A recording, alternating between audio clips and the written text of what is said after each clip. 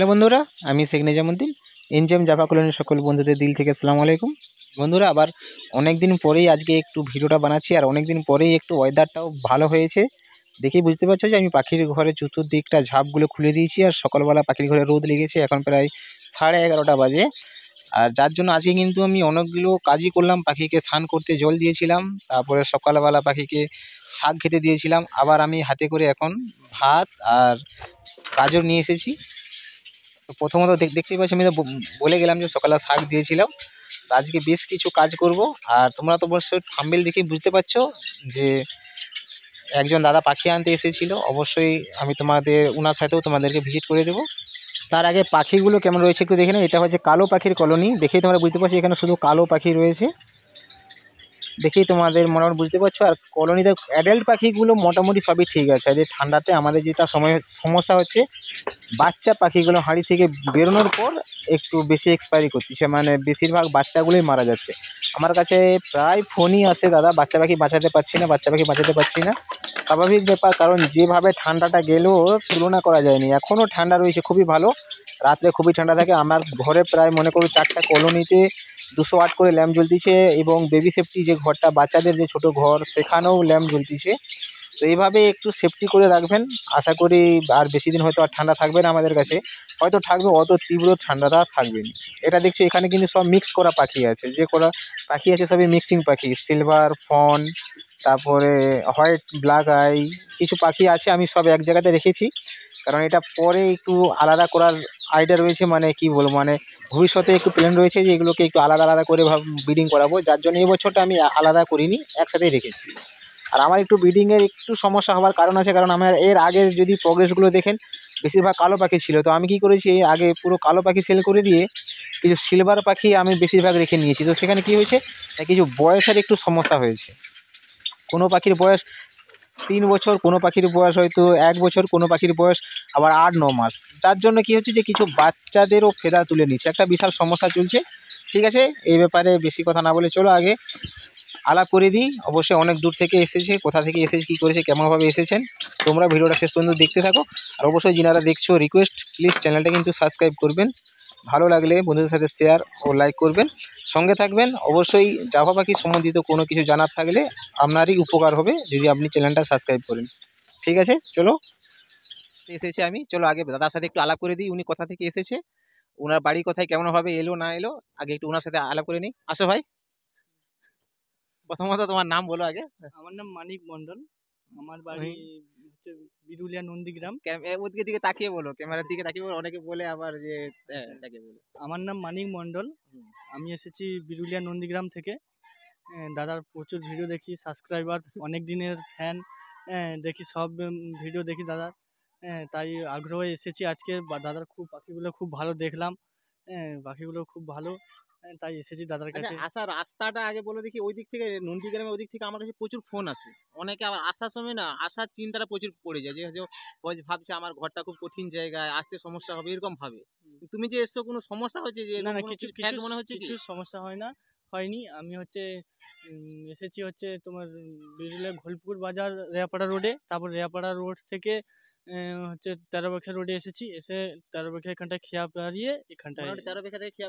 এখানটায় এদিকটা তো কোনো সময়, এদিকটা গাড়িতে টোটো মোটামুটি হ্যাঁ, অ্যাভেলেবেল রয়েছে। টোটো এবার অনেক ক্ষেত্রে কি হয়, যদি এদিক থেকে না আসতে পারো, নন্দকুমার থেকে ঘুরে আসলেও, মানে নন্দকুমার থেকে কাপাসিয়া থেকেও আসা যায়। ওটা কোনো একটু স্বাভাবিক ঘুরে ব্যাপার। আসতে হয় এখান থেকে।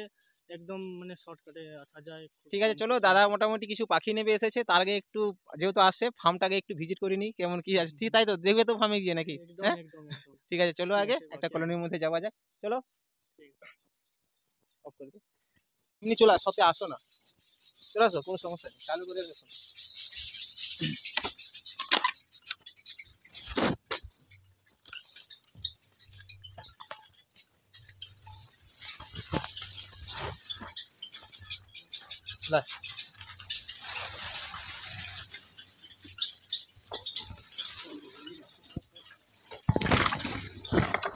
বাবা, অন্ধকার অন্ধকার আছে।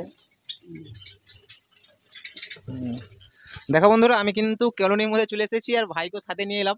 অন্ধকার হয়ে গেছে, এখন প্রায় 4:30 বাজে, অন্ধকার হয়ে গেছে। পাখির ঘরে লাইটটা জ্বালতে হবে।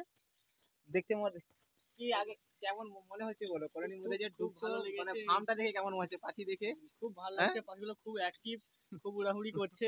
হ্যাঁ, সব হাঁড়িতে দেখা যাচ্ছে বাচ্চা আছে, ডিম টিম আছে মনে হচ্ছে।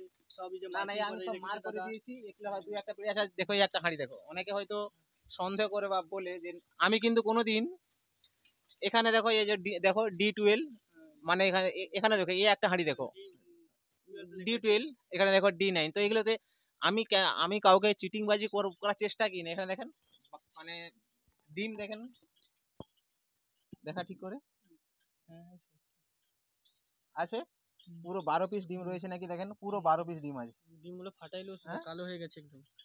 দেখেই তোমাদের মনে হচ্ছে যে ডিমগুলো পুরো ফাটাইল রয়েছে। হ্যাঁ, একদম ফাটাইলো।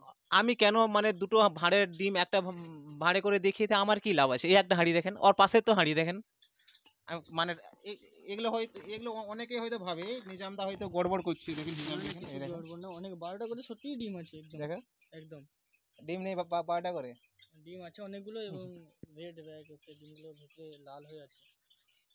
পুরো একদম মানে যেগুলো আসে, আবার এই মনে করে এই যে এখানে 12টা ডিম আছে, তো এখান থেকে 8 থেকে 10টা বাচ্চা তো মাস্ট, যদি ঠিক মতো মানে পেরেন্টসটা ঠিক থাকে তাহলে কিন্তু 10টা বাচ্চা আসবে। ওই 10টা বাচ্চাকে কিন্তু ফোস্টারিং করতে হবে। আর হিসাব মতো কলোনিটা একটু ঘুরে দেখো, কলোনিতে কত বাচ্চা আছে মনে হয়, খেয়াল করে দেখো প্রচুর বাচ্চা রয়েছে কলোনিতে।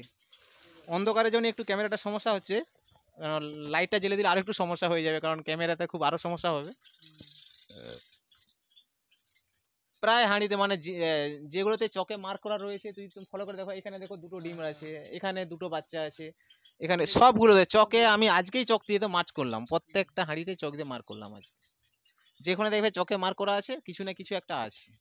তবে ঠান্ডাতে কিন্তু খুবই সমস্যা হয়ে যায় ভাই। দেখতে পাচ্ছি এই 200 ওয়াটের ল্যাম্প জ্বলছে, এখানে একটা বেবি সেফটি ঘর আছে, এখানেও একটা লাইট জ্বলে সবসময় জন্য বাচ্চাদের সেফটি করা ঘরে রয়েছে এখানে।